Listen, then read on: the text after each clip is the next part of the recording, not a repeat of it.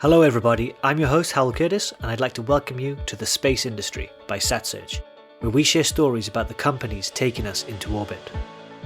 In this podcast, we delve into the opinions and expertise of the people behind the commercial space organizations of today who could become the household names of tomorrow.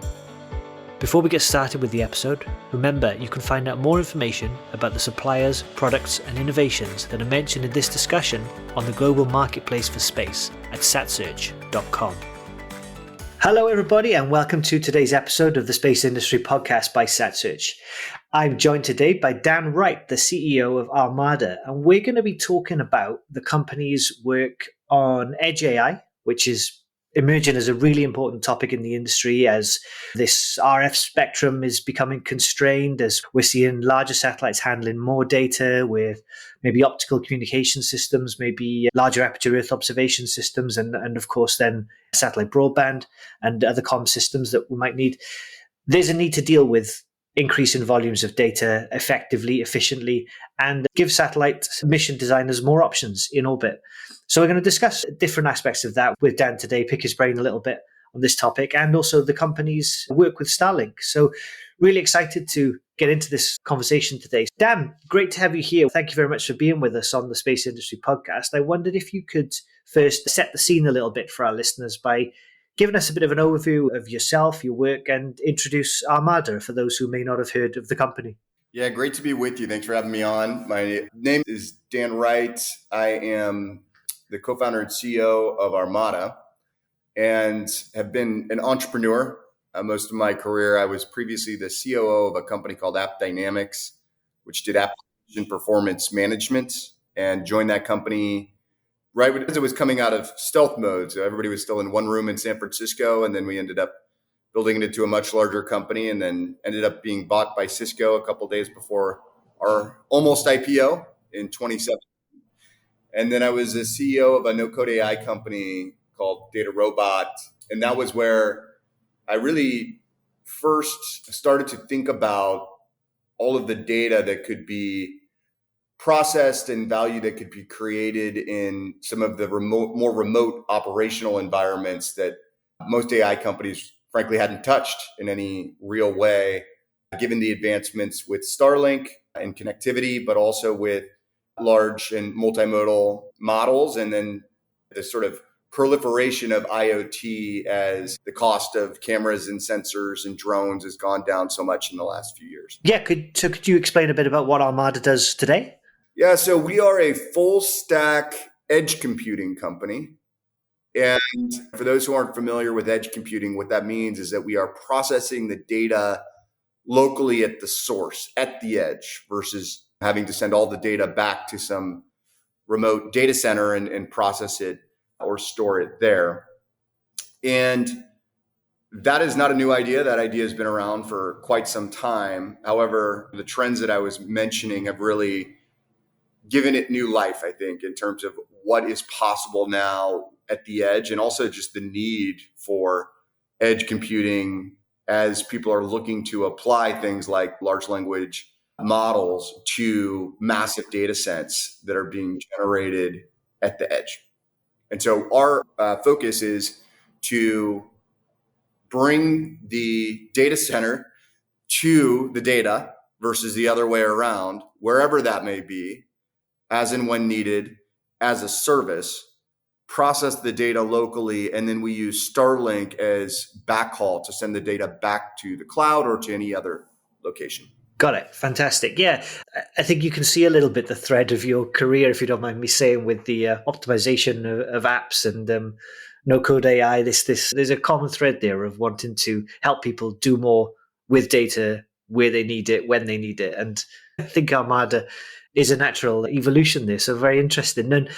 And yeah, okay. So we mentioned what the edge is, and as I mentioned a little bit in the intro, deploying and using AI or any kind of high value processing there at the edge is talked a lot about in the industry, in the space industry. And as it's a really multifaceted challenge when the edge itself is in orbit or in space or in deep space. So You have the hardware running the compute in space, software and algorithms, and then typical mission limitations with regards to downlinking, system swap budgets, and so on. There are all these regular trade-offs that exist. So what do you think, Dan, are some of the sort of common misconceptions that engineers or maybe mission designers might have about what is actually possible with AI at the edge in space?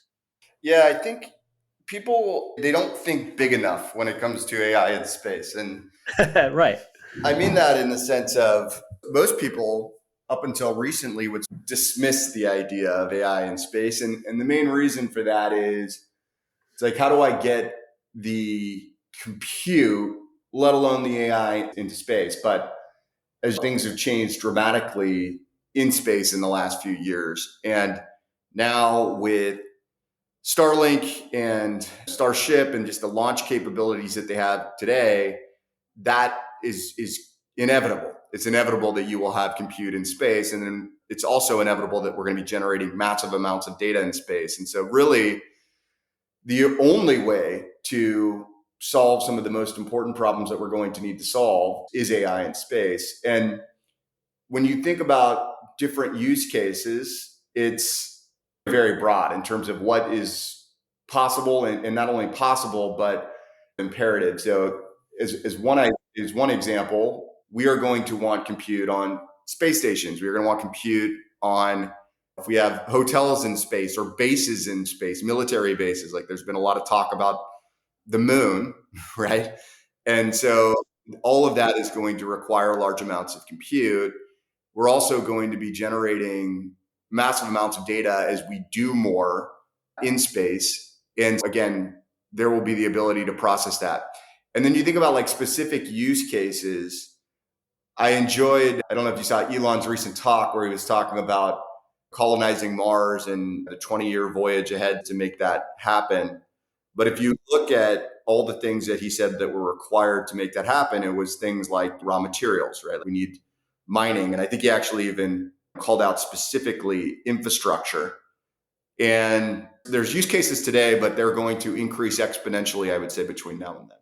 Okay, yeah. I like it. Think bigger. Think about what is actually going to be required and at a bigger scale. I think I think we've seen this in lots of other areas of the industry, actually. You mentioned Starship and that the goal that the industry hopefully has access to much higher launch mass at affordable prices. But even as the launch costs have been coming down over the years, correspondingly, in some areas of the industry, the satellite sizes have gone up because it is relatively it's lower cost to increase the size of a satellite, and the engineering is actually easier in most cases with larger systems. And if you can launch a bigger system, why wouldn't you? Because you've got the ability to gain more value from it. But that means on Earth, that means you have a need to process more data in space at the edge, ideally. Yeah, that very much makes sense and ties in with other trends in the industry. And then obviously, as you say, these other areas, we don't want to be sending data back to the Earth to process from a lunar base or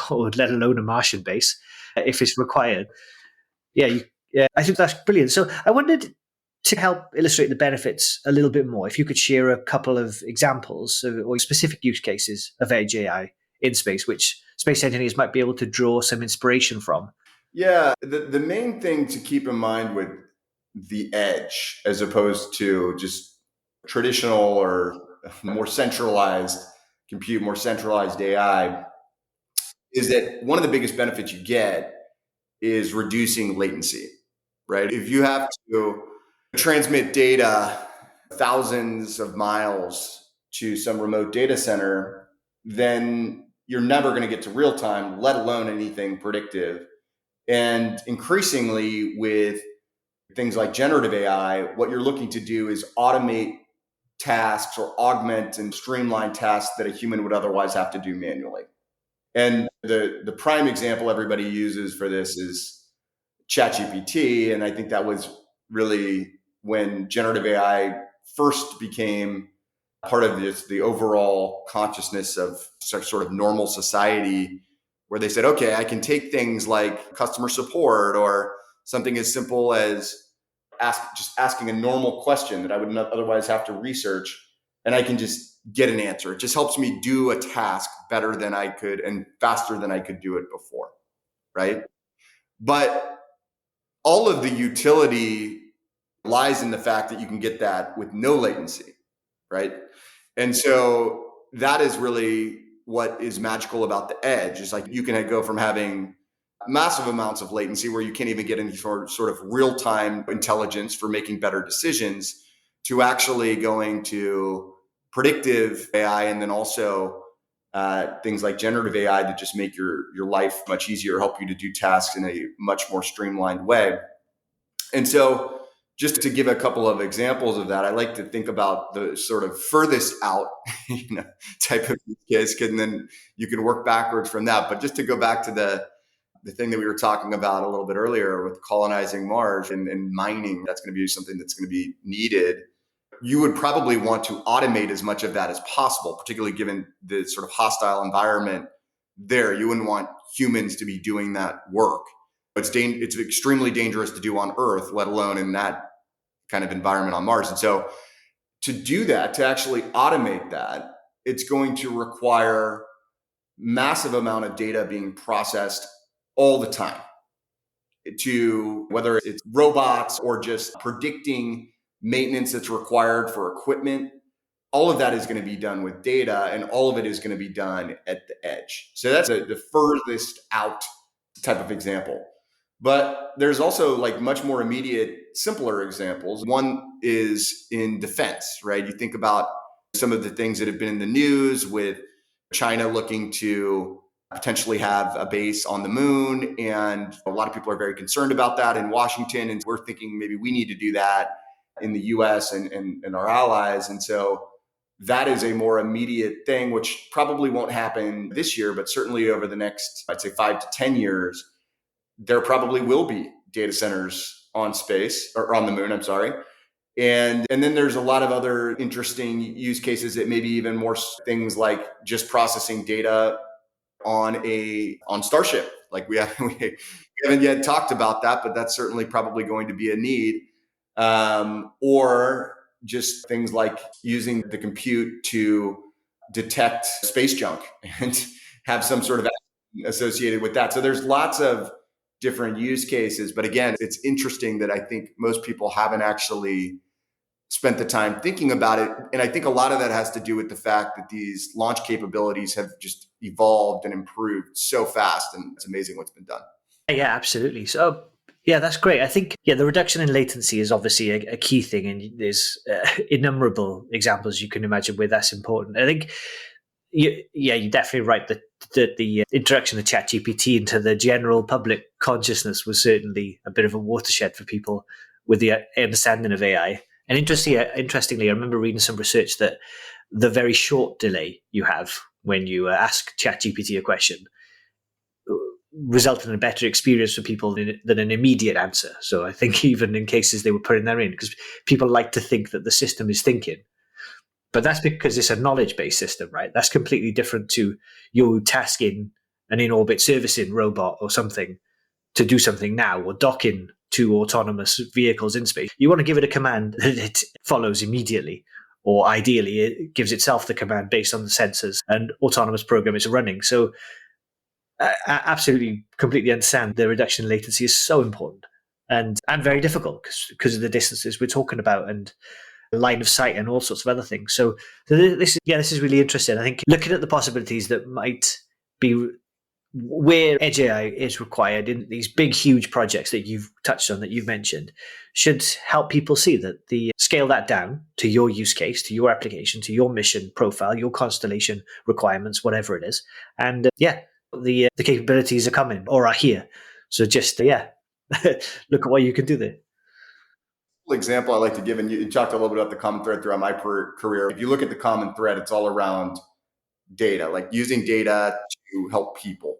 And with my first company, with AppDynamics, a lot of what we did was to avoid not just crashes in applications, like applications you would use on your phone, your banking application, as every business was going from sort of brick and mortar to the cloud, digitally transforming.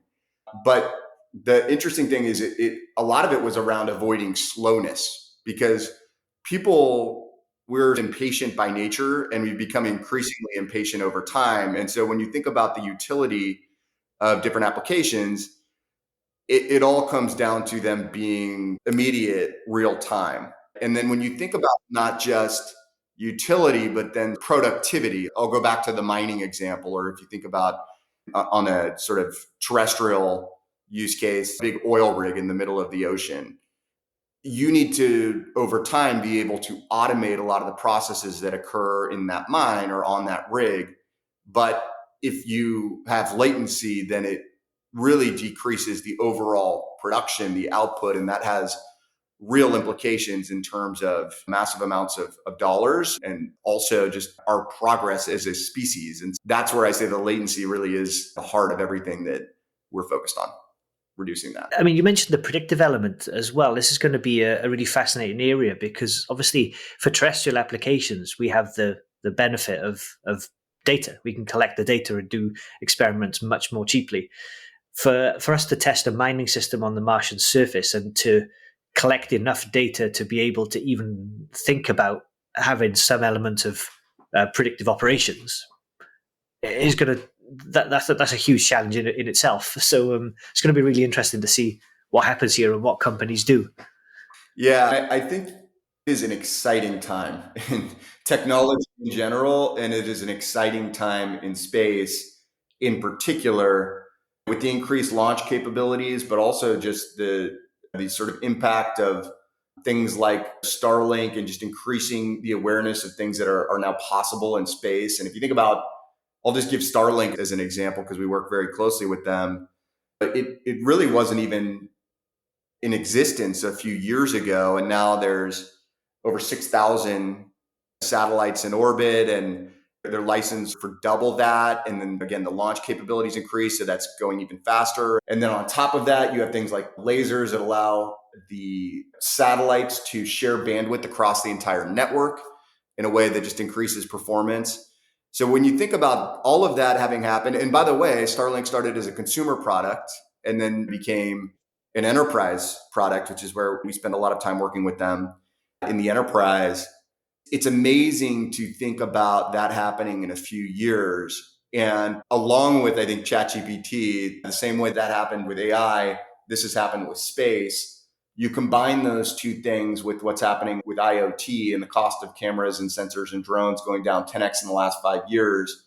And then you extrapolate out another 3 years. I think people's mind in terms of the use cases that are going to come up. And we're excited to be at the center of that. Yeah, fantastic. How quickly the baseline moves, right? You mentioned Starlink several times in this discussion, and as you mentioned, you have a strategic partnership, I guess you call it, with Starlink, which is really rare because, as everybody knows in the industry, SpaceX is so vertically integrated, like a lot of the big companies, especially those working in the launch field. But yeah, I wondered if you could explain what you're able to share, how this agreement works, maybe how it came about, if you wouldn't mind. Yeah, it came about organically just through our conversations with Starlink and the people there. And really it is built on a foundation of two things. And this came out of, again, early conversations with them about how do we make sure that this relationship works extremely well. And one was what we call engineering simpatico. We've built our engineering team and planned our roadmap to be very complementary to Starlink. And the second thing is just like an obsession with unlocking killer use cases for customers, just creating value for customers together and doing things that are additive to Starlink. And to give the example, if you take Starlink and you bring it, let's just say, to that remote oil rig in the middle of the ocean or to a ship that's transporting cargo across the ocean, just as a couple of different common examples, that's a huge step change to go from having no internet to having constant high-performing internet. And even things as common as just going on a cruise. Like my family just went on a cruise, and if you think about a few years ago, you would have gone through large parts of that cruise having no access to the internet, and you might have been stressed about that.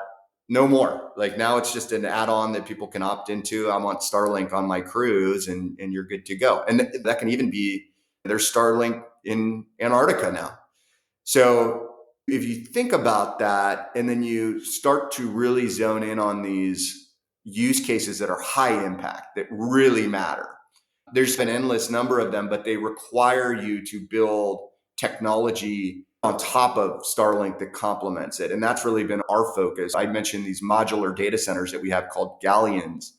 If you take one of those and you put it on that oil rig or near that oil rig, suddenly you go from just having internet and maybe the ability to do good, high reliability comms and also just employee welfare use cases like Netflix and things like that, the ability to stream content from the internet, to actually doing things like taking all of the data from massive amounts of cameras and sensors on the rig. And a typical rig generates somewhere between 1 to 5 terabytes of data per day per rig, and processing it locally for use cases like real-time detection of any issue with workers on the rig not wearing proper protective gear, PPE, or real-time emissions monitoring, or rather than having a helicopter have to circle a rig twice a day, which is obviously very expensive and prone to human error, being able to take footage from drones circling the rig,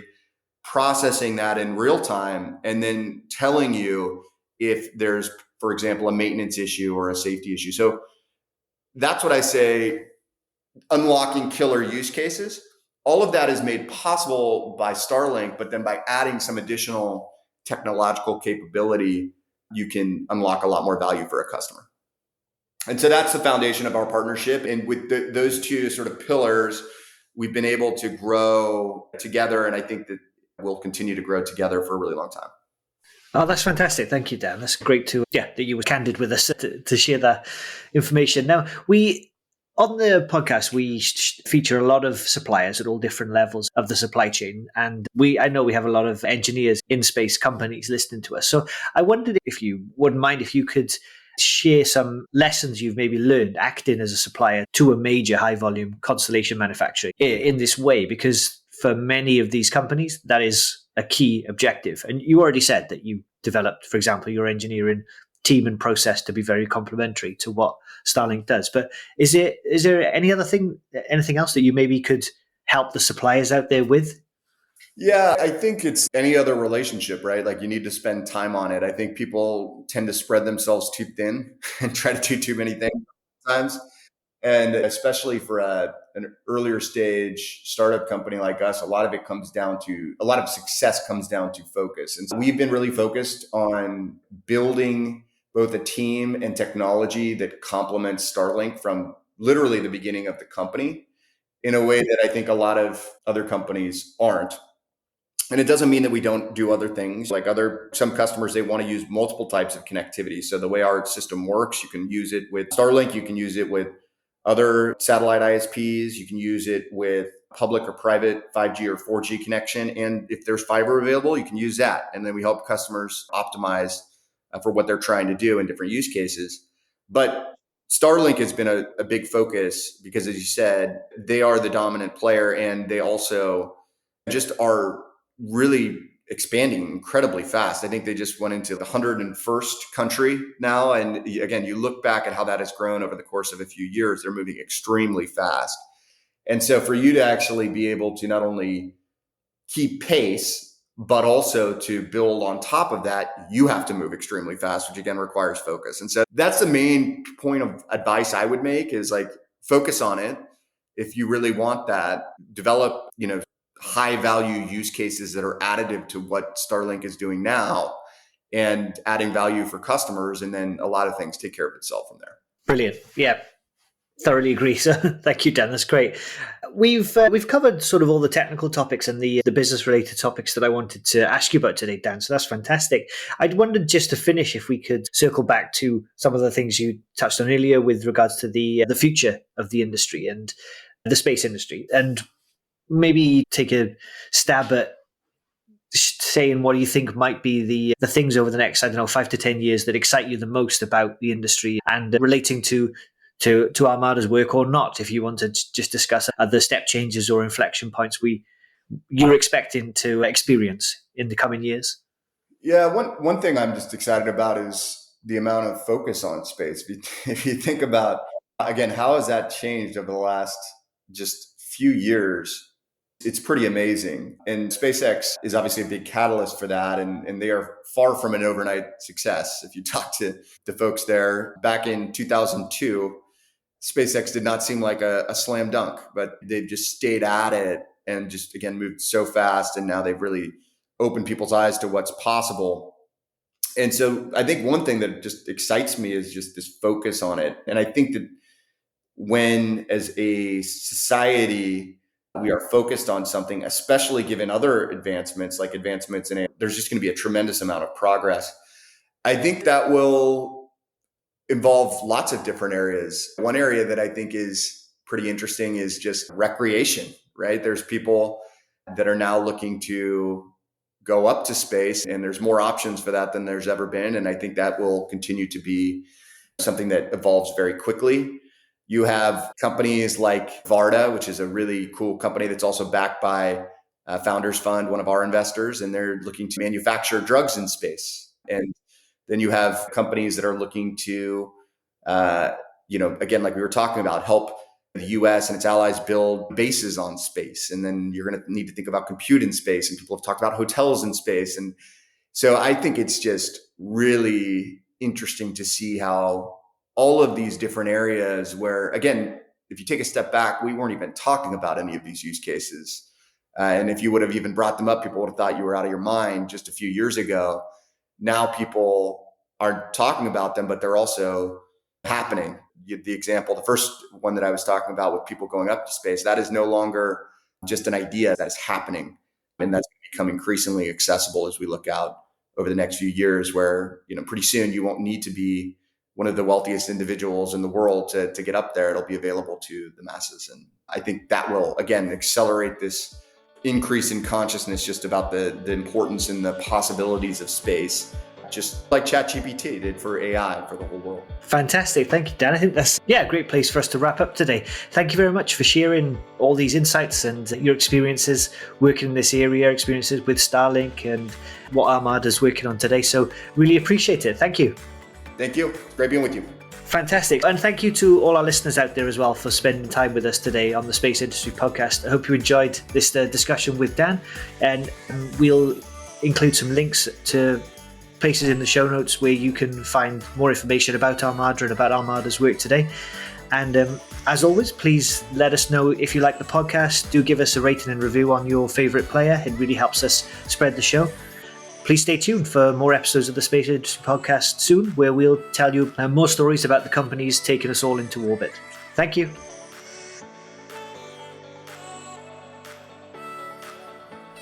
Thank you for listening to this episode of The Space Industry by SatSearch. I hope you enjoyed today's story about one of the companies taking us into orbit. We'll be back soon with more in-depth, behind-the-scenes insights from private space businesses.